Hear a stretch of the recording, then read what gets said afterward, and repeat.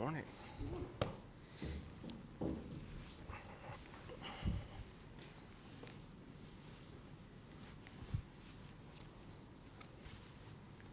Good morning, everybody. Well, I can tell you, I saw something wonderful this morning in Flatbush, Brooklyn, PS6, the beginning of summer rising. What a wonderful moment. I was there with Chancellor Misha Ross Porter and our Youth and Community Development Commissioner Bill Chong, and it was just beautiful to see kids coming back, getting together with their friends and their teachers for a summer of learning and culture and recreation. A lot of kids coming back for the first time in well over a year, the first time they're getting a chance to be back in a classroom. And what I heard from the principal and teachers was a lot of parents wanted this summer opportunity for their kids to reacclimate to school, to get ready, catch up, but also have a lot of fun this summer. I want everyone to know Summer Rising, this is unprecedented, never been done before in the history of New York City, and it is the wave of the future. We're talking about every child being welcomed to a safe, positive, nurturing environment for the summer. Education, recreation, culture, all for free. And this is really going to help kids come back after everything kids have been through in the pandemic, but it's also a better way for our future. Our parents so often have to hassle and worry about what the summer's going to bring and are they going to be able to find a good option. This is something I believe makes a lot of sense to have it be universal and available to all going forward. So listen to all the parents out there, if you're still looking for a great option for your kids for the summer and you don't have one yet, you can still sign up this week at schools.nyc.gov/summer. Every parent should know this is there for you and your child, and this is how we build a recovery for all of us, helping every child, every family come back strong. All right, now, just want to offer a special thank you to everyone at PS6. What a great, great community they have there, and thank you to the principal and the staff who welcomed us. And what an amazing, energizing morning. We all got to do the cha-cha slide together as part of our morning activities.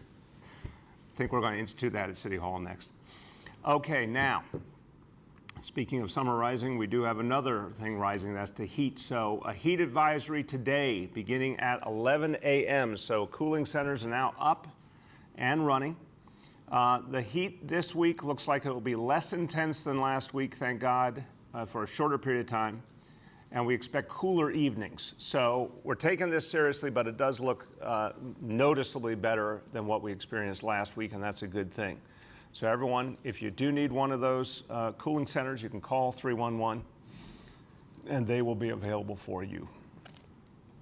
Okay, now, talked a moment ago about recovery for all of us, a recovery for all of us in every neighborhood, every part of the city. The recovery itself is going to make this city better in so many ways, bringing back jobs, bringing back the life and vitality of the city, and the recovery itself is going to make us safer. But we also know that public safety is crucial to the recovery. So we are working on all fronts to bring this city back, and we know we've all been through so much, and this has happened all over this country.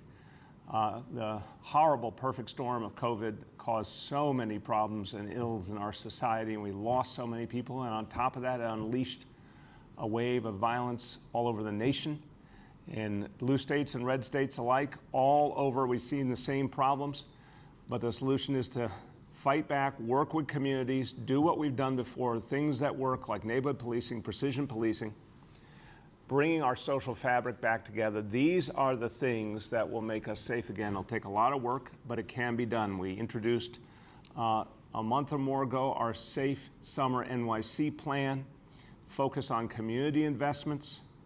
I know the Commissioner Shea is with us. He particularly loves the investments in youth, sports, and recreation. Those have been so powerful for communities.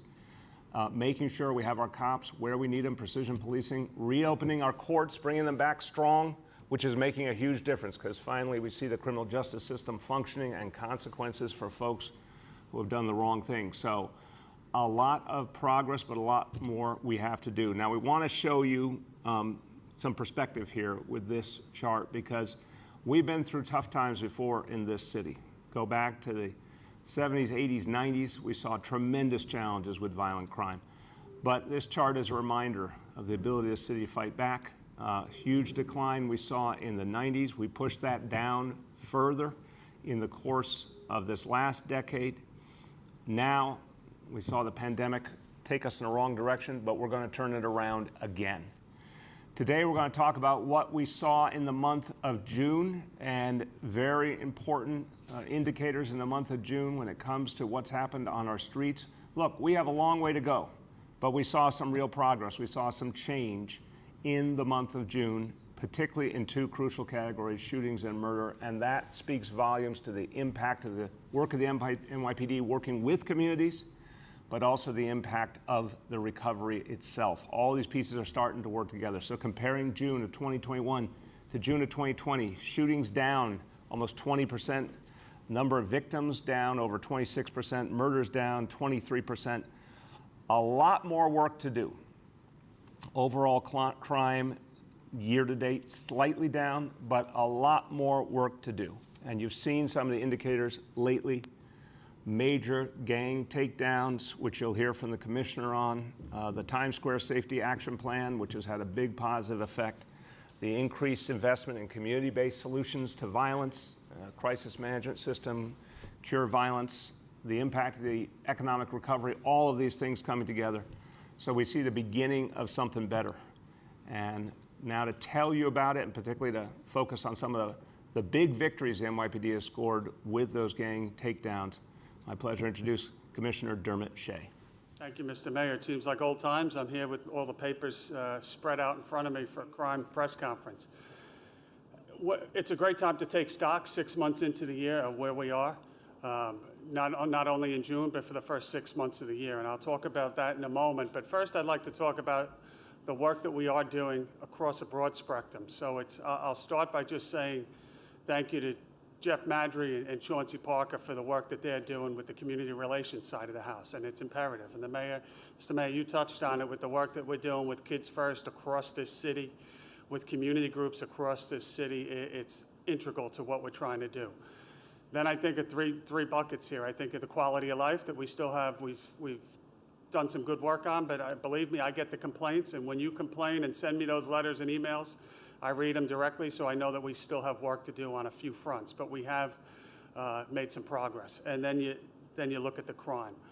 For June, as the mayor said, we started to reverse the trend that we've been seeing since last May of increased gun violence. And gun violence, make no mistake about it, is where our focus is right now with the NYPD. You're seeing it with some of the cases that are coming down. You're seeing it with the continued increase in gun arrests that we're making. And we know why, because it's so important. It devastates families, not just here, but in other places as well. So when you see a 20% decrease in shooting incidents month over month, last June to this June, it's progress, but we know we have so much more work to do. How are we doing it? Well, I mentioned the gun arrests. We're up 36%. We're going to continue to work with our partners to make sure that the message is simple. Anyone that is carrying an illegal firearm in New York City has to have consequences and should be taken off the street. The gang takedowns. The mayor mentioned the courts coming back, right? Critical to what we're trying to do here. Just in the last 60 days, I'll highlight some of the work for you. We've taken down many, many cases, and you can't do it alone, so we rely on our partners at the state and federal level. We rely on our partners in different prosecutorial offices across the city. But in the last 60 days, 7 critical cases have come down. Those 7 cases resulted in 94 individuals, and these are the worst of the worst. 94 individuals off the street, and when you look at why they're off the street, directly tied to either gun possessions or acts of violence. How many acts of violence? 43 provable acts of violence charged with those 90-something individuals. That's how we're starting to see the gun violence dip down. A lot more work to come, but I have 100% faith in the men and women of this department. When you look at what we're seeing crime-wise, I'll finish because I know the questions are going to come, and that'll take care of itself. But when you look at the overall crime in June, down slightly. And when you look at the year-to-date through the first 6 months of this year, down slightly, 1% down in terms of overall crime. And when you look at month over month now for just June, that's where we're seeing about a little increase. Where are we seeing the increase? We're seeing the increase in stolen cars, slight increase in robberies, so we know we still have some work to do. But Mr. Mayor, I know I'm going to get all the questions. I'll leave it there. One last thing to highlight to you. I'll head off the preemptive question. When you look at fireworks, believe me, I hear the complaints. So 911 and 311 calls. I think our initiatives bore some fruit. When you look at year-to-date for 311 calls, down 60% over last year. When you look at 911 calls regarding fireworks, down 71% from last year. We know how bad last year was. So we're going to keep at that. Even last night, now past July 4th, we were still seizing some fireworks. A lot of seizures across the city with that. And when you look at the 3 days, July 3rd, 4th, and 5th, shooting incidents in New York City compared to last year. Last year, we had 45 shooting incidents, obviously way too many. We cut that down to 24. More work to do, but we're committed. We're on it with our partners in the criminal justice system, and better times ahead. Thank you. Amen. I agree. Commissioner, better times ahead. Congratulations to you and the men and women of the NYPD. And as the Commissioner said, this is work being done with a lot of partners in government and also with partners in the community, and focusing constantly on bonding the NYPD with communities, with community leaders, community organizations that are playing such an important role in helping us to fight back violence and make the city safer. So we see some progress. We got a lot more to do, but we see some real progress. As someone who's been there every step of the way, helping to make sure that there are those community-based solutions to violence and making sure that we make major investments in them. And this has been a big part of the budget we just passed. Major investments at the community level to bring out solutions from the community for the community.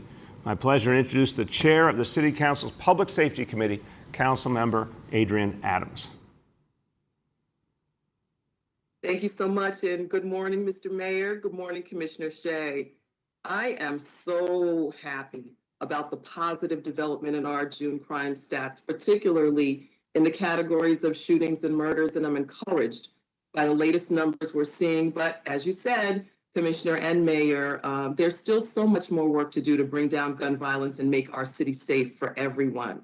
Communities like mine in Southeast Queens have always been aware of what summers can bring to our neighborhoods. And last summer was particularly horrifying for our residents and neighbors due to the amount of violence that we saw on our streets. So that's why I was encouraged when you announced the Safe Summer NYC plan in April to end gun violence and invest in our neighborhoods. As you know, I am a huge supporter of our partners in the crisis management system, who are incredible messengers of peace, with a track record of community building and effectively stopping gun violence before it even begins. Part of the Safe Summer NYC plans is doubling the cure violence workforce across 31 sites, which you mentioned. We're very proud to pass that budget to help do that. And I'm excited to see the positive effects that will have on public safety in our city. I'm also looking forward to the other aspects of the Safe Summer NYC plan being fully implemented, like the expansion of the Community Solutions Program, completing or creating the NYC Joint Force to End Gun Violence, and launching Operation Safe Parks and Gang-Free Zones. All of these strategies coming together, whether it's targeting gang violence that has put our communities in harm's way, or preventing illegal guns from coming to New York in the first place, it's going to go a long way to keeping our streets safe this summer and beyond. So it goes without saying that we need public safety if our cities to rebound from the COVID-19 pandemic. And as we continue our recovery, we need our residents to feel safe, whether it's on the streets, in the subways, or even in their own homes. So that won't happen if we allow gun violence to fester. We must keep our citizens safe. For our youth, our seniors, and all of the residents who deserve peace and safety, we've got to work together to have a safe summer and a safe year. So again, thank you, Mr. Mayor, for having me on this morning. It's always nice to be able to announce good news. But again, I know we can and will do even better for our communities. And I look forward to working with you and, of course, the Commissioner to continue to do the work that we do for our New Yorkers. Thanks. Thank you so much, Councilmember, and congratulations. This budget that was just passed, and you were a key leader in this effort, really makes profound investments at the community level. It's going to make a big difference this summer and beyond. but also congratulations because of the next thing I'm going to talk about, which is summer youth employment. Everyone, the City Council really has championed the needs of our young people in summer and recognized how important it is to give kids hope, give them a sense of their own potential and possibility.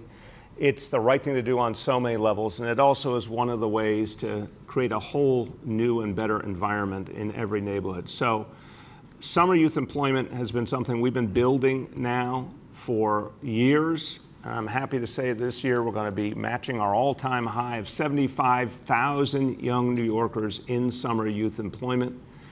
It's such a good thing for our young people, and it gives them a real chance to find out what their futures are going to be about.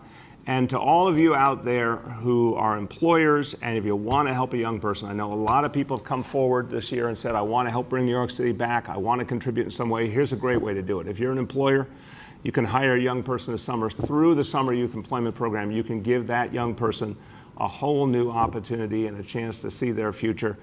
Anyone who's interested, go to nyc.gov/DYCD, nyc.gov/DYCD. Help a young person, and that is the definition of how we create a recovery for all of us. All right, now, talk about the recovery. The reason we've gotten this far, the reason we continue to move forward, vaccinations, and really happy to say New Yorkers continue to get vaccinated. The numbers continue to go up. We're almost to 9.5 million doses, really an unimaginable figure when you think about where we started. This has been an amazing effort. Thanks to all the folks out there, the vaccinators, the Test and Trace Corps, everyone has been a part of this. Hospitals, nonprofit organizations, community clinics. As of today, 9,497,464 doses given in New York City, and we want that number to keep going up. So we have incredible contests continuing. We've got $2,500 winners coming this week. We've got the new community-based referral effort for community organizations, the referral bonus, so they can bring money back into their own communities while helping people get vaccinated. And in-home vaccination. Anyone who needs vaccination brought right to their doorstep. We're doing that now, and it works. All of these steps are going to take us forward. Now, we've got a lot to appreciate because we're well underway in our recovery. We've got a lot to celebrate, and we've got a lot of people to celebrate. So tomorrow, major, major celebration of our hometown heroes, the healthcare heroes, who a year ago and more saw us through this crisis in the toughest of times. They deserve all the praise we can give them, and they deserve a march down the Canyon of Heroes because it's something that is reserved for the greatest folks in history. Well, here are some of the folks who made history in New York City's toughest hour. Our healthcare heroes, our first responders, our essential workers, our educators. We're celebrating all of them. So many different types of New Yorkers who were there for us in that incredibly tough moment. They saw us through. Thousands will be marching and on the floats. We want to welcome all New Yorkers to come be a part of it and celebrate our heroes. Kickoff 11 a.m. at Battery Park and coming right up Broadway through the Canyon Heroes. Grand Marshal Sandra Lindsay will be there. We're honoring her as the first American vaccinated and someone who really helped to set a message for everyone else of the right thing to do. Now, we have a little bit of a challenge because we do have some heat tomorrow in terms of the timing of this parade. Now, it's a heat advisory we expect. Thank God, again, less than what we had last week and less than what we'll have today. So it's something we have to work with, and we are going to make some changes to keep people safe, but it's heat that's less bad than some of what we've had the last few days. We'll be adding additional cooling stations and water stations along the route, and we're going to change the plan. Instead of having a big ceremony at the end of the parade, we'll have a much smaller, stripped-down version of that. We'll be greeting the marchers in the parade and thanking them. Not a big ceremony, but the parade itself, of course, will be the central salute to our heroes. And everyone, this is going to be memorable. This is going to be memorable. This is going to be a parade for everyday people, for working people who made a difference for this city. So let's support them. Let's thank them starting at 11 a.m. tomorrow. And for more information, go to nyc.gov/hometownheroesnyc. Okay, now let's go over our indicators. As I start, I want to remind everyone We're seeing some interesting facts here. Continually, the best information is the low level of hospitalization and the decline in the hospitalization rate. But we are seeing some different percentages in large measure because the school testing has changed, and that was one of the biggest elements of testing we had for months and months, and obviously incredibly low positivity in our schools. So you will see a higher positivity number, but we feel, based on all the information, all the data, all the science, that we're still well within the range that we need to be in, and again, particularly good news on the hospitalization side. So here are today's indicators. Number one, daily number of people admitted to New York City hospitals for suspected COVID-19. Today's report, 58 patients. Confirmed positivity, 13.56%. Hospitalization rate per 100,000, 0.31. Number two, new reported cases on a 7-day average. Today's report, 191 cases. And number three, percentage of people testing positive citywide for COVID-19. Today's report on a 7-day rolling average, 0.89%. Okay, now I want to say a few words in Spanish going back to the progress that's been made in fighting crime. Again, a lot more to do, but this is something to appreciate and celebrate. La ciudad de Nueva York está luchando contra la violencia que hemos visto en todo el país. Comparado con junio del año pasado, los tiroteos, las víctimas de tiroteos y los asesinatos bajaron mucho en junio de este año. Todavía tenemos más trabajo que hacer, pero yo sé que podemos hacerlo juntos. With that, let's turn to our colleagues in the media, and please let me know the name and outlet of each journalist. Good morning. We will now begin our Q&A. As a reminder, we are joined by Police Commissioner Dermot Shea, Chancellor Misha Ross Porter, Dan Gross, Executive Director of Citywide Events, Valerie Mulligan, Deputy Commissioner of DYCD, Emergency Management Commissioner John Scrivani, Health Commissioner Dr. Dave Choksi, and Dr. Mitch Katz, President and CEO of New York City Health and Hospitals. Our first question for today goes to Andrew Siff from WNBC. Andrew, on the call. Hope you can hear me. can you hear me, Andrew? How are you? Yes. Can you hear me? Yeah, how you doing, man? Good. I wanted to ask, with regard to the parade, and forgive me if I missed this, do you have a crowd estimate or expectation? I know that in some ticker tape parades in the past, there have been upwards of 1 million people along the route. Is this a much more small scale event in terms of public attendance? Yeah, look, I think it's going to be a healthy attendance, but I don't think it's necessarily going to be those traditional huge attendance for a variety of reasons. And obviously, a lot of people are not yet back at work at those buildings along Broadway. But I think you're going to see a lot of folks come out to support their fellow New Yorkers. And the important thing was, we said this last year, you know, as soon as we could reopen the city, the first thing we had to do was honor the folks who got us here. And I think it's going to be a beautiful celebration. Go ahead, Andrew. Choice voting. Your assessment after the first night results were reported was in line with what a lot of political experts said, which was as long as the first place leader had a margin of 5 or higher or 8 or higher, the ranked choice tabulations typically and historically didn't really matter that much. Well, then we saw the results last week, and obviously that's not the case anymore here. Regardless of what happens later today and later this week with the results, what did you and some of the other experts not see in this case? Look, first of all, for a lot of us, we're getting used to this. And I do think it's important, Andrew, to say, I expect that most of July will transpire before we are 100% settled here with all the various elements of the process and the certification, and if there's any legal actions, things like that. We'll know, I believe at some point in July, once and for all, finally, who the Democratic nominee is. But I think we're getting used to this approach, and it's had some pros and cons, but one of the things that we're going to find out when we actually see everything, including the absentee ballots and all, we'll get a sense of who the winner was, and we'll get a sense, obviously, of what the voting patterns were.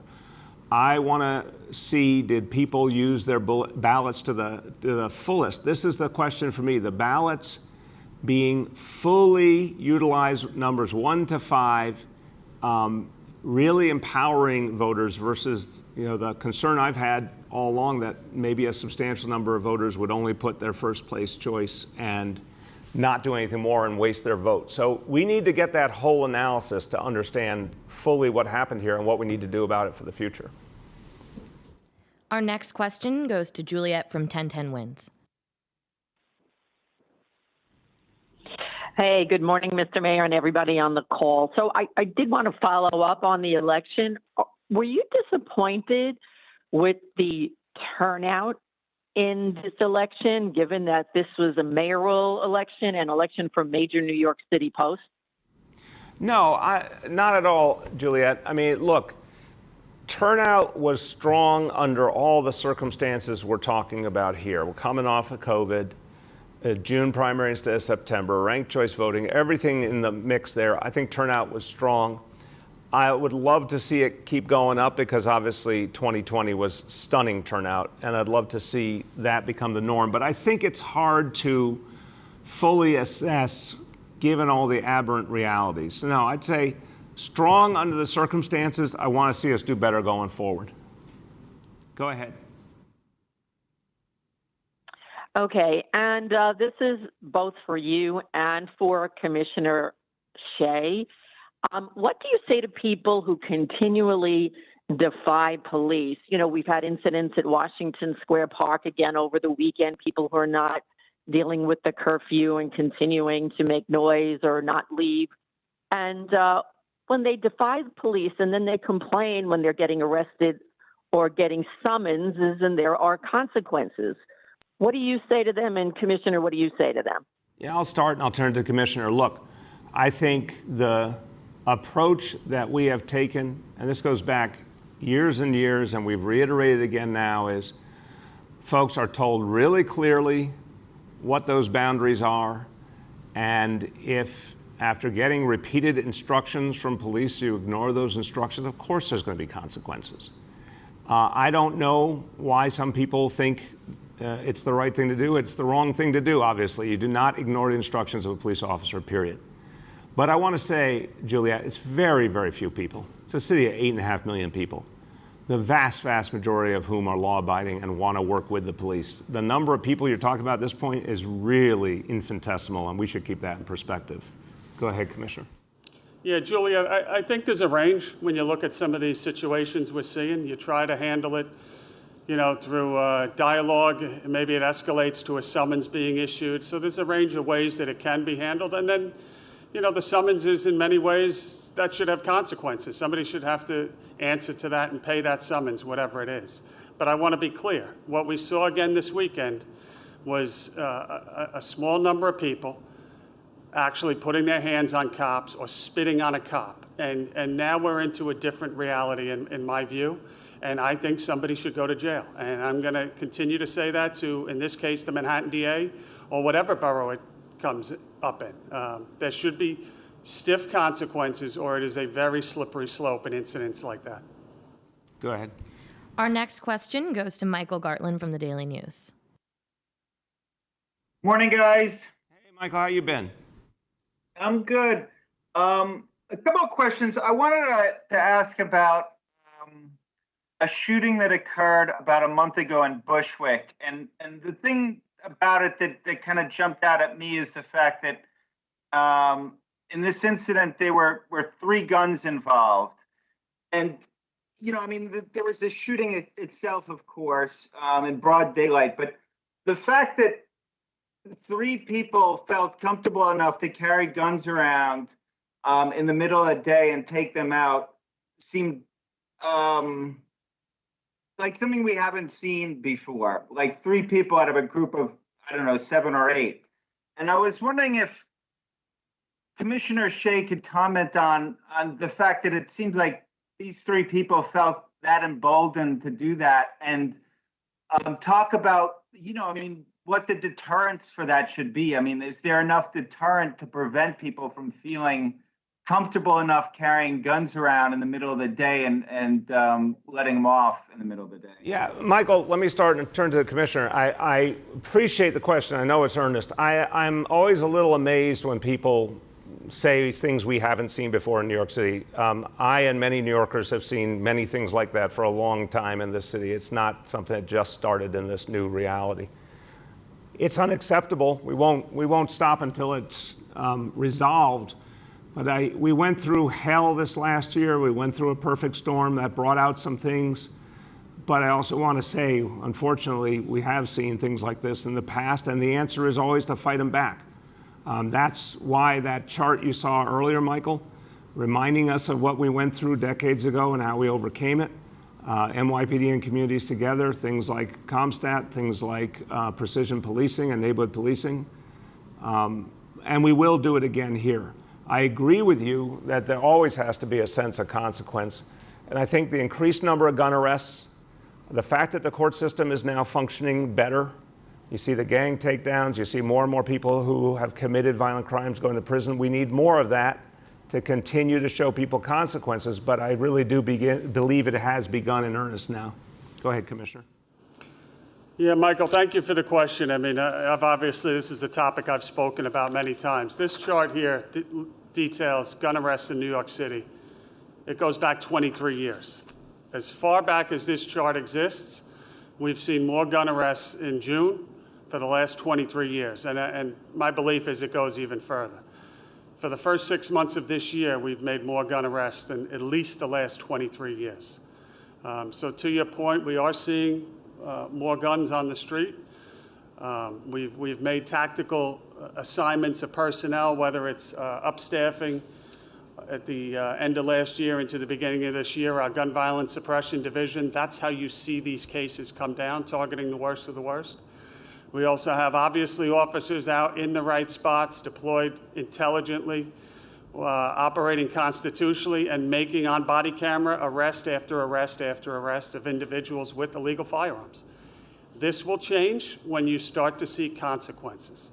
I was at Nathan's this past weekend, as was the mayor. I'm still scarred for life, watching 76 hot dogs be eaten. But you had a large crowd of people, and we have not figured out how to do trials or speed the trials up or move that process along quicker over the last 18 months. The Mets beat up on the Yankees this week at Yankee Stadium, and we had a packed house. We need to move the courts quicker, particularly, and send a message regarding individuals that carry guns. And I would ask how many people have been convicted of an illegal firearm possession in the last 18, 24 months that wound up with them being sentenced to prison. And then you're going to see why criminals feel there's no consequences. Go ahead, Michael. Thanks for that. The other question I want to ask, and excuse me if you hear my daughter singing happy birthday to herself in the background. Wait, happy birthday. Michael, will you extend an official happy birthday on behalf of all New Yorkers to your daughter, please? It's tomorrow.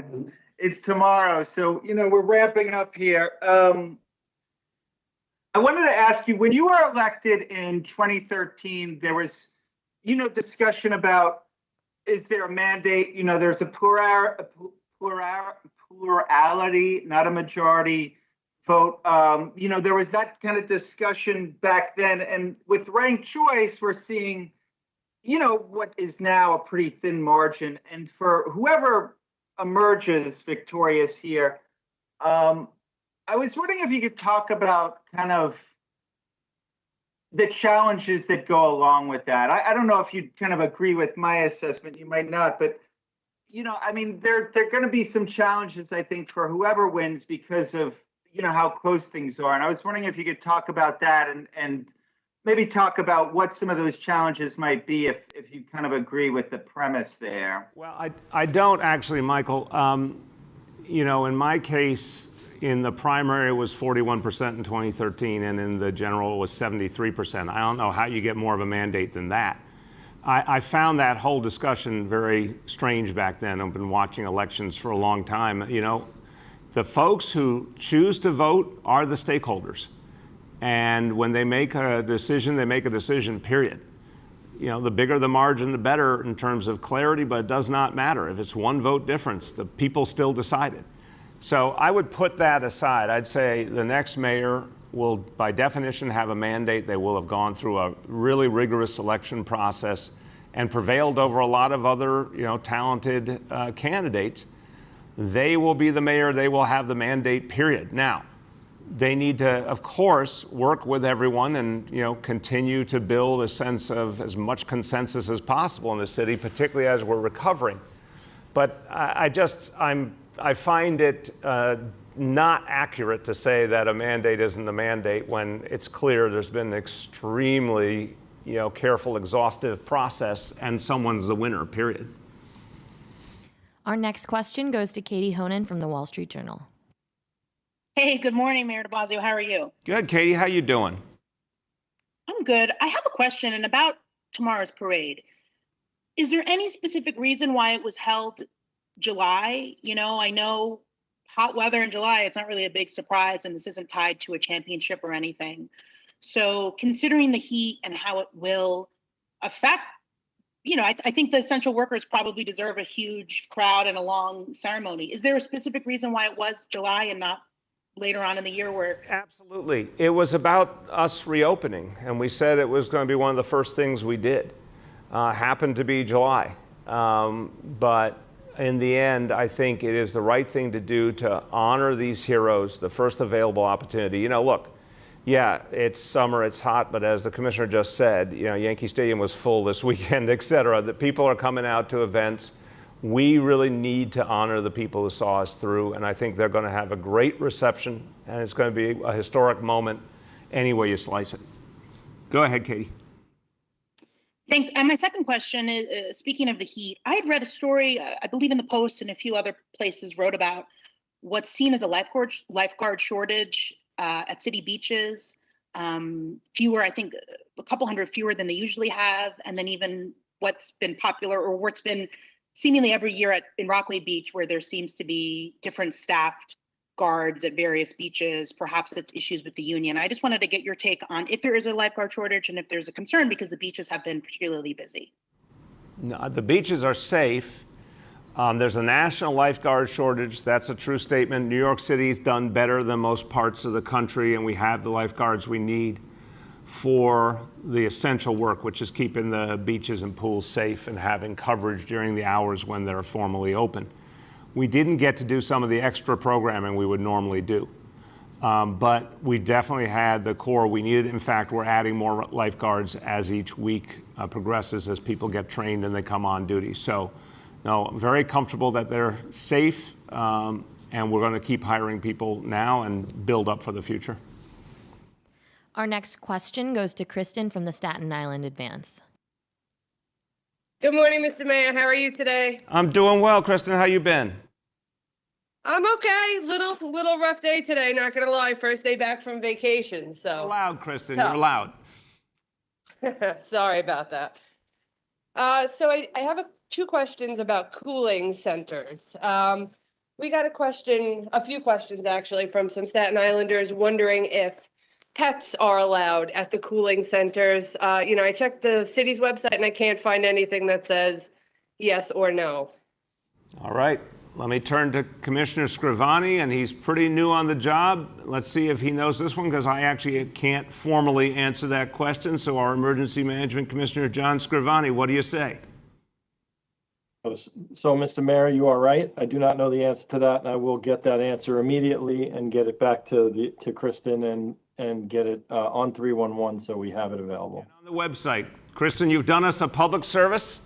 Thank you for that, because obviously I'm sure some people would not want to go without their pets, and we want to encourage people to come to cooling centers. Let's figure out how's the right way to do that, and John will update you. Go ahead, Kristen. Great, thank you. And the second one is about just the availability of the cooling centers on Staten Island. I'm looking at the map, and I noticed that the only two centers that are available on the North Shore say that it's for seniors only. And the next nearest one is way out in the mid-island of Staten Island. And is there any plan to maybe add more or open one that's available to everybody and not just seniors who are looking to cool off? Yeah, I'll turn to John, but just say that's a very fair question. I mean, obviously, our particular concern is for seniors. There's been, real vulnerability there. That's what we're trying to address first and foremost. But we want to make sure everyone is accommodated. And we will have more centers coming online as library branches are opening up, senior centers opening up, more opportunities for folks. So that's going to keep building. John, you want to speak to the build out and how we're going to be able to accommodate folks who are not seniors? Yes, sir. Yeah, as the mayor mentioned, we are adding centers every day. We were adding additional last night as the partners came online. There are libraries that folks can go to that are open to everyone, and I believe all the libraries will be coming online very soon. There are also parks locations. I'm not exactly sure of where the Staten Island one is. I will find out, and we will get that information. But we are trying very hard. There are still some locations that have not come online that were used in the past. We were using some schools, and we had to cut that back a little bit for this week because the schools are open to the mayor's announcement earlier to the students. But we are trying hard to get as many locations online as possible. Thank you. Go ahead. Our next question goes to Alex Zimmerman from Chalkbeat. Hi, Mr. Mayor. How are you? Good. How you been?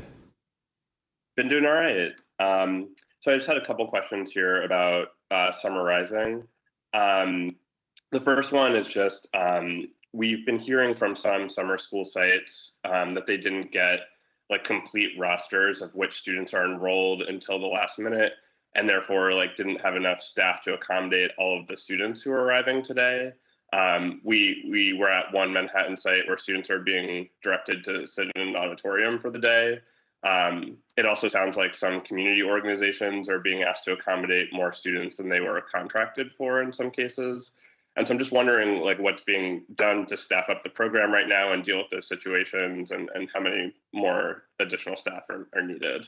Yeah, Alex, I'll turn to Chancellor Porter, but let me just say at the outset, look, the underlying reality here is a good thing that a lot of parents, a lot of kids wanted this opportunity. We're over 200,000 now participating in Summer Rising. That really is important because a lot of these kids would not have had another option, and a lot of these kids are kids who I said earlier, coming back for the first time to a school setting in over a year. We definitely saw a surge of interest. We had to make some additional staffing additions to be able to keep up with that. That's a good thing again, but I'm very confident the resources are there, the staffing's there. May take a few days to all sort out in a few schools, but overwhelmingly, I think we've got what we need. Go ahead, Chancellor. Yeah, I would agree. We kept the applications open because we wanted to make sure that we could accommodate every family that wanted to be a part of this really important moment in our road back to school. And we have been working all weekend to make sure we are staffed up at all of our sites. Like the mayor said, there may be a couple of spots that we are still finalizing as we add additional seats, but the goal is to accommodate every family, and we're excited about what we're doing. Thank you. Go ahead, Alex. Another question just about the planning of Summer Rising. It seems like there were a couple of pretty significant decisions about the program that were made sort of at the last minute here. The chancellor sent an email to principals last week that were sort of directing schools to expect to enroll sort of everyone off the wait list who had expressed interest in a specific site. There was also a last minute decision to reimburse car services for students with disabilities in those in temporary housing that was made right before the program launched. I'm just wondering why some of those really significant questions weren't addressed until the week before the program started. I'll turn to the chancellor, but Alex, I'd say a couple things. Again, brand new program. This has never been done before in this city. It's the biggest effort we've ever seen for a summer in this city, and exactly the right time for it. So you're always going to have some things that have to be worked out. We also saw high level demand and a lot of desire from parents to be in their home school to the maximum extent possible. So we were really following that demand and making adjustments as we went along. And this is a big endeavor on top of another very big endeavor, which was ending the school year we were in. So we definitely had to make some adjustments. We definitely had to learn some things to do better based on what parents were telling us. But I feel good that the pieces are coming together now in a way that will work. Go ahead, Chancellor. Yeah, I would agree. I mean, we will continue to make this on the ground, as needed, but we want to make the best and right decisions at the time that we needed to. I also just want to say the mayor and I were at PS6 this morning, where we were able to welcome families and students who were so excited about getting back and about summarizing the program they're offering, the academics in the morning, the enrichment activities, the amazing partnership with the CBO. So at the end of the day, that's what this is for. That's what this is about. It's about building a bridge back. And we will continue to make decisions to ensure that we can support every family who wants to participate. Thank you. We have time for 2 more questions today. The next question goes to Dana from the New York Times. Hi, Mr. Mayor. How are you? Good, Dana. How you been? I'm okay, thank you. So my first question is about coronavirus. As we watch the positivity rate tick up again toward 1%, I'm curious if you anticipate any new guidance about vaccinated people wearing masks inside again. And relatedly, I'm wondering if Dr. Katz can tell us what percentage of the new cases are breakthrough cases in vaccinated people. I'll turn to Dr. Katz and Dr. Choksi, Dana. The bottom line is we think, based on the data and the science, we're in the right place right now. We'll constantly watch, but we're pushing up now to 9.5 million vaccinations. That number continues to grow. We're seeing lower and lower hospitalization. That's fantastic. So I think we're in the right place. If we see any adjustments, we'll make them, but we do not have a plan to make additional adjustments at this point. Go ahead, Dr. Katz, then Dr. Choksi. Well, do we hear Dr. Katz? Just on mute. He's on mute. You're on mute, Mitch. Come on, you're still on mute. This is the Zoom disease. Do we have him? Okay, can you sub in Dr. Choksi until we figure this out? Yeah. Right? Mitch? Can you hear me now? There we go. Okay, so sorry. The important thing to keep in mind is that there is less testing going on right now, sensibly, because people know that they are protected from the vaccine by the vaccine. So people are generally less concerned about going for testing. So that's affecting the positivity rate. The rate of people who are hospitalized, which is really what we care about, remains very low. The vaccines are doing their work. Yes, there are breakthrough cases. I don't have data on what % are breakthrough cases. But what we know is that when people are vaccinated, even if they are positive for the virus, they don't get seriously ill. And again, that's what we care about, keeping people alive, saving lives. And so we want to keep pushing on the vaccination. The vaccinations work for the Delta variant. The Delta variant is just more contagious and so poses a greater risk for the unvaccinated. So I don't see that we're going to make any recommendations to have vaccinated people wear masks. The problem is unvaccinated people. They're the ones who are generally getting infected. Thank you, sir. Thank you. Dr. Choksi, you want to add? Yes, sir. Well, first, as you, as mayor and Dr. Katz have said, test positivity is becoming a little bit less valuable as a metric as testing patterns change. But that's why we do also follow the other important indicators, particularly cases and hospitalizations. And those remain steady at this moment, although we are concerned about the Delta variant, particularly for unvaccinated people, as Dr. Katz has mentioned. With respect to what we're seeing with respect to cases and hospitalizations among unvaccinated versus vaccinated people, the pattern is very clear. For both cases and hospitalizations, the vast majority of those are occurring in people who are not yet fully vaccinated. And that's why you've heard the emphasis from us both today as well as in previous weeks that the single most important thing that we can do to protect individuals as well as for the city as a whole is to get as many people vaccinated as quickly as possible. Thank you very much. Go ahead, Dana.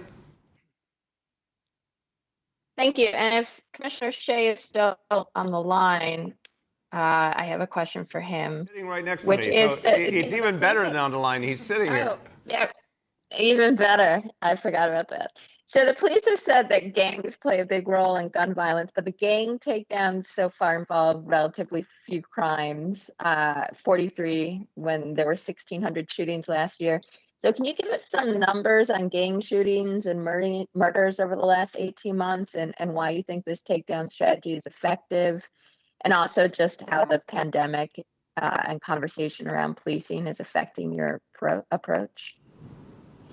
A lot of questions. You snuck 3 questions into one. On the gang issue, it's been consistent in, I'll go back to our time together the last 8 years for sure, and probably longer than that. The gangs are the focus. When you look at the shootings that we have, we attribute easily, roughly half of the shootings to gang related, and the number is higher. And I feel very confident in saying that. It's a matter, though, of sometimes you're dealing with individuals that don't cooperate. You're dealing with not knowing who the true target is. You're dealing with a lot of variables. But rest assured, gang-related is the majority of our shootings. We don't see it as high in homicides. There you get into a lot of different factors at times. Domestic in nature, spur-of-the-moment disputes that sometimes end horribly. It is a factor in homicides, but not as high as we see in the shootings. Regarding the 43 acts of violence, I think it's important to note there, that's what we're proving. That's what we're charging. The number is much higher. And again, this is at the heart of precision policing, what we put into place a number of years ago, with that core concept, which is a fact, that it's a small number of people, whether you're talking burglaries, robberies, recidivism, stealing cars, or unfortunately with gunplay. It's a small number of people that can do an awful lot of damage to communities, and we see it over and over again. So when we choose these cases and work with our partners in the criminal justice system to make these tough decisions, who do we go after? It is with that in mind, and we pick very carefully. That's why when you see some of these cases, I didn't read the numbers to you, but one case is 19 subjects, one is 21, one is 8, one is 4, one is 17. They're not the cases you used to see of 50, 100 people. It's small, concentrated on the people doing the most. And although we're charging 43 acts of violence, believe me, these individuals do not walk out of their house to the earlier call without a firearm being readily accessible, whether it's in the car or stashed nearby. I'm not saying anything that the people that live on the block don't know. And this is why it is so important to get these worst of the worst off the streets. To the pandemic question, Lord, we could spend hours on that, and I know the mayor has other things to talk about. That is a true statement. Okay, go ahead. Our last question for today goes to Nolan from the New York Post. Good morning, everybody. Good morning, Nolan. How you doing? I'm all right, Mr. Mayor. I'm all right. I'd like to start off with a couple of clarification questions, if I might, if you'll indulge me. You've talked about declines in shootings and murders, but you haven't provided the actual numbers. So what was the number of shooting incidents, the number of shooting victims, the number of homicides in this most recently completed month? And secondly, Commissioner, you didn't provide Dana a number. So how many of those shootings that you just discussed had either a confirmed or suspected gang member pulling the trigger? And as Commissioner will go over that briefly, but just confirming this information is all up now publicly, so Commissioner will review it, but for you, Nolan, and everyone else, the details are up publicly. Go ahead. Yeah, I mean, I think we have more transparency than most departments in terms of all our dashboards. All this should be readily available to not just the press, but to the public. For murders, I'll start with. And the murder number, remember, does change, as unfortunately people that may have suffered injuries will die at a later date or rulings come in from the medical examiner. But as of right now, for the month of June, 33 recorded murders. That's down from 43 last year. When you look at shooting incidents, and this is an incident where somebody is hit by gunfire, 165 for June of 2021. That's down from 205, which is approximately a 20% drop. Again, we're moving. We have policies put into place. We're dealing with a lot of complicated issues, and no one knows it more than the mayor that I am never satisfied. I'm not happy with that current level, but it is progress, and that's what's important here. And to the question about how many of if you're referring to the 43 acts of violence, 100%. Every one of these individuals is involved in a gang. These are gang takedowns. They span 4 of the 5 boroughs in New York City. These are not the only cases that came down in the last 2 months, but these are the most concentrated. Most of these cases, not all, most of them were done by our Violence Reduction Task Force, and these are going after the worst of the worst. Thank you. Go ahead, Nolan.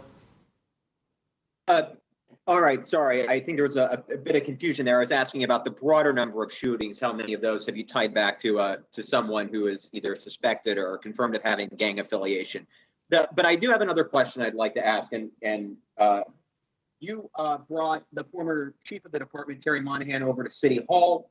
He's employed by the Economic Development Corporation. He's also gotten to keep his to claim his police department pension. So he's making, give or take, $200,000 a year more now than he was making at the PD. And I'm wondering, what are the taxpayers getting for that extra $200,000 a year? Well, a pension's a pension. It's not salary. He had that pension coming due to him either way. The work he's doing here has been extremely helpful. He's working very closely with the business community to help ensure a maximum comeback of businesses and jobs in this city. It's been very, very valuable in terms of making sure we're responding to the concerns of businesses, helping them get going, addressing their security concerns. I'm very satisfied. This has been important to everything we're doing as part of our recovery. So what we're seeing now, thank God, is an increasingly strong economy. We're seeing jobs come back in this city. We're seeing businesses come back more intensely. We have our new quick start approach to help them come back more quickly. These are all things we need to do as part of our recovery. And just conclude today to say, here's a day where we are talking about a lot of the issues that are necessary for our recovery and moving the city forward, whether it's addressing public safety, whether it's intensifying vaccination, or doing things like giving kids a safe place to be this summer with Summer Rising. A lot going on, but what it all adds up to is a recovery for all of us. Thank you, everybody.